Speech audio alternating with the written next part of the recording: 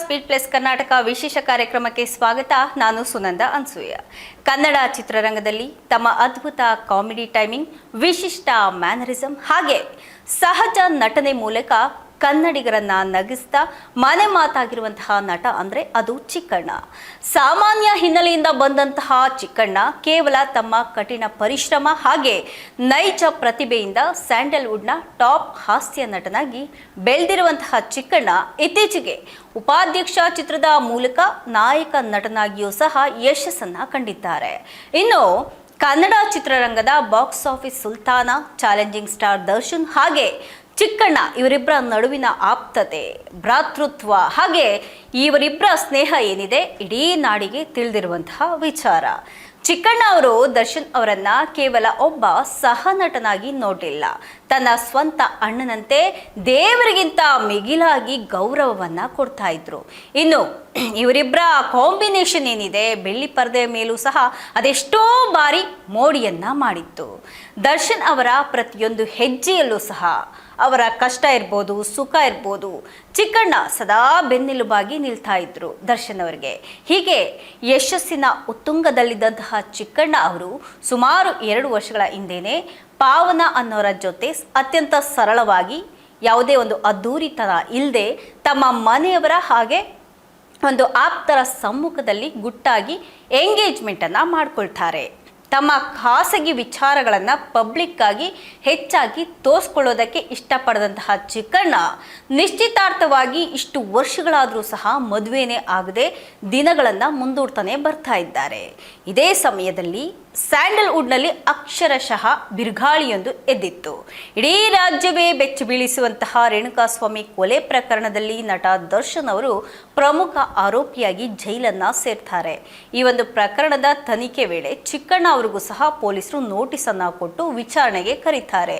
ಯಾಕೆಂದ್ರೆ ಕೊಲೆ ನಡೆದಂತಹ ಹಿಂದಿನ ದಿನ ರಾತ್ರಿ ನಡೆದಂತಹ ಪಾರ್ಟಿಯಲ್ಲಿ ಚಿಕ್ಕಣ್ಣ ಅವರು ದರ್ಶನ್ ಜೊತೆ ಇರ್ತಾರೆ. ಕೇವಲ ಆ ಪಾರ್ಟಿಯಲ್ಲಿ ಮಾತ್ರ ಇದ್ದಂತಹ ಕಾರಣಕ್ಕೆ ಪೊಲೀಸರು ಅವರಿಂದ ಒಂದು ಏನೇನು ಮಾಹಿತಿಗಳು ಬೇಕು ಆ ಮಾಹಿತಿಗಳನ್ನು ತಗೊಳ್ತಾರೆ, ವಿಚಾರಣೆಯನ್ನ ನಡೆಸಿ ಕಳಿಸ್ತಾರೆ. ಇನ್ನು ತನ್ನನ್ನು ಅಷ್ಟು ಪ್ರೀತಿಯಿಂದ ಬೆಳೆಸಿದಂತಹ, ಸದಾ ಬೆಂಬಲವಾಗಿ ನಿಂತಿದ್ದಂತಹ, ಅಣ್ಣನಂತಿದ್ದಂತಹ ಒಂದು ದರ್ಶನ್ ಅವರು ಅಂತಹದೊಂದು ಗಂಭೀರ ಪ್ರಕರಣದಲ್ಲಿ ಜೈಲನ್ನು ಸೇರಿದ್ದು ಚಿಕ್ಕಣ್ಣ ಅವರಿಗೆ ಅರಗಿಸಿಕೊಳ್ಳೋದಕ್ಕೆ ಆಗೋದಿಲ್ಲ. ಹಾಗೆ ಒಂದು ದೊಡ್ಡ ಆಘಾತ ಕೂಡ ಹೌದು. ಆ ಒಂದು ನೋವಿನಲ್ಲಿಯೇ ಸಹ ನನ್ನ ಅಣ್ಣ ದರ್ಶನ್ ಅವರು ಜೈಲಿನಿಂದ ಬಿಡುಗಡೆಯಾಗಿ ಎಲ್ಲ ಸಂಕಷ್ಟಗಳಿಂದ ಪಾರಾಗಿ ಹೊರ ಬರೋವರೆಗೂ ಸಹ ನಾನು ಮದುವೆ ಆಗೋದಿಲ್ಲ, ಅವರು ಬಂದ ಮೇಲೇನೆ ನಾನು ಮದುವೆ ಆಗ್ತೀನಿ ಅಂತ ಹೇಳಿಬಿಟ್ಟು ಚಿಕ್ಕಣ್ಣ ತನ್ನ ಆಪ್ತರ ಬಳಿ ಭಾವುಕರಾಗಿ ಹೇಳ್ಕೊಂಡಿದ್ರು. ದರ್ಶನ್ ಅವರ ಮೇಲಿನ ಅಪಾರವಾದಂತಹ ಪ್ರೀತಿ, ಗೌರವ ಹಾಗೆ ನನ್ನ ಆರಾಧ್ಯ ದೈವ ಇಲ್ಲದೆ ನನ್ನ ಜೀವನದ ಅತೀ ದೊಡ್ಡ ಶುಭ ಕಾರ್ಯವನ್ನು ನಾನು ಮಾಡ್ಕೊಳ್ಳೋದಿಲ್ಲ ಅನ್ನುವಂತಹ ಮಾತನ್ನು ಒಬ್ಬ ಅಪ್ಪಟ ಅಭಿಮಾನದ ಭಾವನೆ ಚಿಕ್ಕಣ್ಣ ಒಂದು ಅವರ ಮಾತಿನಲ್ಲಿ ಇತ್ತು. ಹಾಗಾಗಿ ಎಷ್ಟೇ ಒತ್ತಡಗಳಿದ್ರೂ ಸರಿ ಮದುವೆ ದಿನಾಂಕವನ್ನು ಮುಂದಕ್ಕೆ ತಳ್ಕೊಂಡೇ ಬರ್ತಿದ್ದಾರೆ.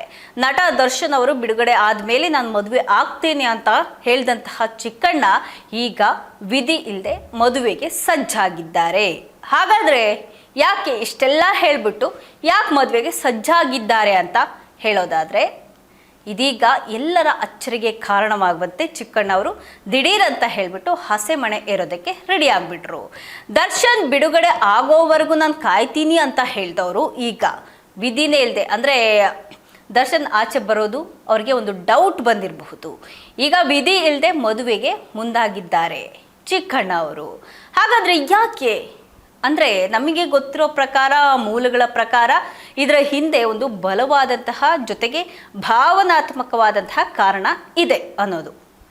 ಒಂದು ಕಡೆ ನಿಶ್ಚಿತಾರ್ಥ ಆಗಿ 2 ವರ್ಷಗಳೇ ಕಳೆದ್ರು ಕುಟುಂಬದವರಿಂದ ಹಾಗೆ ಹುಡುಗಿ ಮನೆಯವರಿಂದ ಮದುವೆಗೆ ಒತ್ತಡ ಹೆಚ್ಚಾಗ್ತಾ ಇದೆ ಅನ್ನೋದು ಗೊತ್ತಾಗ್ತಾ ಇದೆ. ಇನ್ನು ಇದಕ್ಕಿಂತ ಮುಖ್ಯವಾಗಿ ಇತ್ತೀಚೆಗಷ್ಟೇ ರಕ್ಷಿತಾ ಹಾಗೆ ದರ್ಶನ್ ಅವರ ಪತ್ನಿ ವಿಜಯಲಕ್ಷ್ಮಿ ಅವರು ದರ್ಶನ್ ಅವರನ್ನ ಭೇಟಿ ಆಗೋದಕ್ಕೆ ಜೈಲಿಗೆ ಕೂಡ ಹೋಗಿದ್ರು. ಆ ಭೇಟಿ ಸಮಯದಲ್ಲಿ ದರ್ಶನ್ ಅವರು ಚಿಕ್ಕಣ್ಣನ ಮದುವೆ ವಿಚಾರದ ಬಗ್ಗೆ ಮಾತನಾಡಿರಬಹುದು ಅನ್ನೋದು ಒಂದು ಮೂಲಗಳ ಪ್ರಕಾರ ಗೊತ್ತಾಗಿರೋದು. ಕಾಯ್ತಾ ಕೂತ್ಕೊಂಡ್ರೆ ಸಮಯ ಮೀರ್ ಹೋಗುತ್ತೆ ಅನ್ನೋದನ್ನ ಗೊತ್ತಾದಂತಹ ಒಂದು ದರ್ಶನ್ ಏನಿದ್ದಾರೆ ಅವರು, ನನಗೋಸ್ಕರ ಒಂದು ಕಾಯೋದು ಬೇಡ, ನಿನ್ನ ಮದುವೆ ಶುಭ ಕಾರ್ಯವನ್ನ ತಡ ಮಾಡದೆ ಬೇಗ ಮುಗಿಸ್ಕೋ ಅಂತ ಹೇಳ್ಬಿಟ್ಟು ಅಲ್ಲಿಂದಲೇ ಒಂದು ಕಟ್ಟುನಿಟ್ಟಾದಂತಹ ಸ್ಟ್ರಿಕ್ಟ್ ಆದಂತಹ ಅಣ್ಣನ ಪ್ರೀತಿಯ ಒಂದು ಮೆಸೇಜನ್ನು ತನ್ನ ಹೆಂಡತಿ ಏನಿದ್ದಾರೆ ವಿಜಯಲಕ್ಷ್ಮಿ ಮೂಲಕ ಅಥವಾ ಒಂದು ಆಪ್ತರ ಮೂಲಕ ರವಾನಿಸಿರಬಹುದು ಅನ್ನುವಂಥದ್ದು ಒಂದು ಮೂಲಗಳ ಪ್ರಕಾರ ತಿಳಿದು ಬಂದಿರುವಂತಹ ವಿಷಯ ಇದು.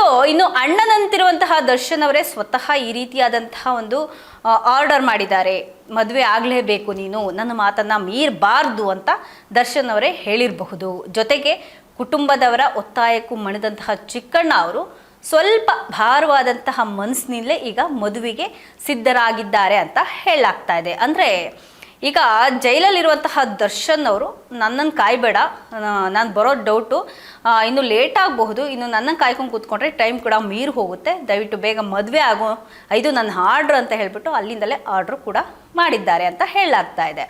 ಕೊನೆಯದಾಗಿ ಕಾಮಿಡಿ ಕಿಂಗ್ ಚಿಕ್ಕಣ್ಣ ಹಾಗೆ ಪಾವನ ಅವರ ಒಂದು ಮದುವೆ ಏನಿದೆ ಅದರ ದಿನಾಂಕ ಕೂಡ ಆಲ್ರೆಡಿ ಫಿಕ್ಸ್ ಆಗಿದೆ. ಇನ್ನು ಇದೇ ಆಗಸ್ಟ್ 29 ಹಾಗೆ 30 ಒಂದು ಸಾಂಸ್ಕೃತಿಕ ನಗರಿ ಮೈಸೂರಿನ ಸ್ಪೆಕ್ಟ್ರಮ್ ಹಾಲ್ನಲ್ಲಿ ಅತ್ಯಂತ ಅದ್ಧೂರಿಯಾಗಿ ಇವರ ಮದುವೆ ಒಂದು ಆಗುತ್ತೆ. ಮದುವೆಗೆ ದಿನಗಣನೆ ಕೂಡ ಶುರುವಾಗ್ತಾ ಇದೆ.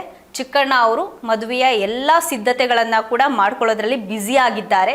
ಕೇವಲ ಕೆಲಸಗಳಷ್ಟೇ ಅಲ್ಲ, ಖುದ್ದಾಗಿ ರಾಜಕೀಯ ಗಣ್ಯರು ಹಾಗೆ ಚಿತ್ರರಂಗದ ಗಣ್ಯಾತಿ ಗಣ್ಯರ ಮನೆಗೆ ಕೂಡ ಹೋಗಿ ಇನ್ವಿಟೇಷನ್ ಕಾರ್ಡನ್ನು ಕೊಡ್ತಾ ಇದ್ದಾರೆ. ಮಾಜಿ ಮುಖ್ಯಮಂತ್ರಿಗಳಾದಂತಹ ಸಿದ್ದರಾಮಯ್ಯ, ಕೇಂದ್ರ ಸಚಿವ ಹಾಗೆ ಮಾಜಿ ಮುಖ್ಯಮಂತ್ರಿ HD ಕುಮಾರಸ್ವಾಮಿ, ಸಚಿವ ಜಮೀರ್ ಅಹ್ಮದ್ ಅವರಿರ್ಬೋದು, ಜಗ್ಗೇಶ್ ಅವರಿರ್ಬೋದು, ಇನ್ನೂ ಹಲವಾರು ಗಣ್ಯರಿಗೆ ಚಿಕ್ಕಣ್ಣ ಅವರು ಒಂದು ಅತ್ಯಂತ ಗೌರವಪೂರ್ವಕವಾಗಿ ಇನ್ವಿಟೇಷನ್ ಕಾರ್ಡನ್ನು ಕೊಟ್ಟು ನನ್ನ ಮದುವೆಗೆ ಬನ್ನಿ ಅಂತ ಹೇಳಿದ್ದಾರೆ.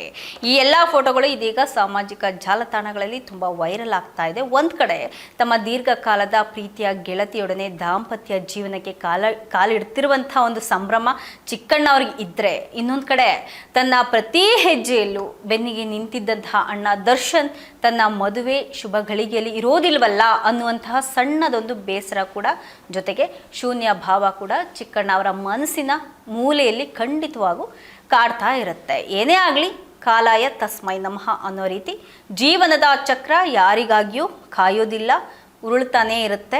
ಸದಾ ತಮ್ಮ ಮುಗ್ಧ ಹಾಸ್ಯದ ಮೂಲಕ ಕನ್ನಡಿಗರ ಮುಖದಲ್ಲಿ ನಗುವನ್ನು ತರಿಸುವಂತಹ ಈ ಒಂದು ನೆಚ್ಚಿನ ನಟನ ಹೊಸ ದಾಂಪತ್ಯ ಜೀವನ ಸುಖವಾಗಿರಲಿ.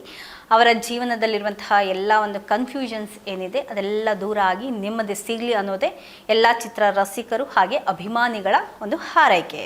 ಇದಾಗಿತ್ತು ಇವತ್ತಿನ ವಿಶೇಷ. ನಿರಂತರ ಸುದ್ದಿಗಾಗಿ ನೋಡ್ತಾ ಇರಿ ಸ್ಪೀಡ್ ಪ್ಲಸ್ ಕರ್ನಾಟಕ.